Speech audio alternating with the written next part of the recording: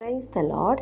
எபேசியர் 5:16 நாட்கள் பொல்லாதவைகளானதால் காலத்தை பிரயோஜனப்படுத்திக் கொள்ளுங்கள்.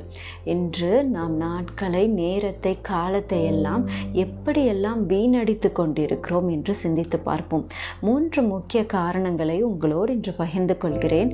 முதலாவது, பாவத்திலே விழுந்து கிடக்கும் பொழுது நாம் அடுத்தது என்ன செய்ய வேண்டும் என்று யோசிக்க முடியாதபடி அந்த அடிமைத்தனம் நம்மை நேரத்தை வீணடிக்க செய்கிறது.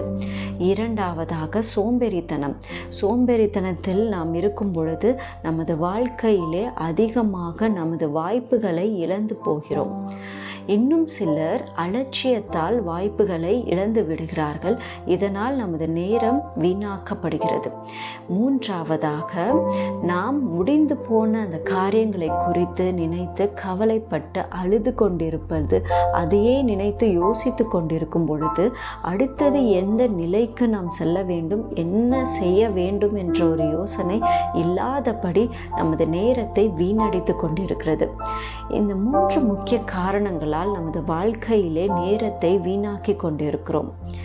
இன்னுமாக எல்லாவற்றிற்கும் மேலாக நாம் கர்த்தருக்கென்று, தேவனுக்கென்று நமது காரியங்களை ஒப்பு கொடுக்கும் பொழுது, அவருடைய காரியத்திற்காக நாம் நேரத்தை தரும் பொழுது, வேதத்தை தியானிப்பதற்காக தரும் பொழுது, ஜெபிப்பதற்காக தரும் பொழுது, நமது முடிந்து போன காரியத்திலே ஒரு புதிய தொடக்கத்தை, ஒரு புதிய ஆரம்பத்தை கர்த்தர் தருகிறார். எனவே நாம் கர்த்தருடைய காரியங்களை முன்வைத்து நாம் ஒவ்வொன்றையும் செய்யும் பொழுது நமக்கான காலங்கள் எல்லாம் பிரயோஜனமாக இருக்கும். எனவே நமது காலங்களை பிரயோஜனப்படுத்திக் கொள்வோம். ஆமென்.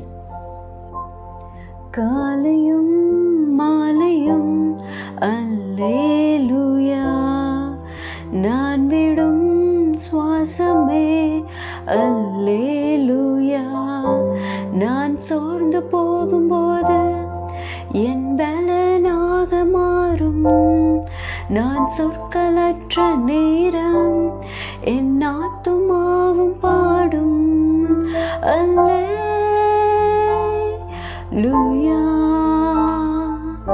அல்லேலூயா.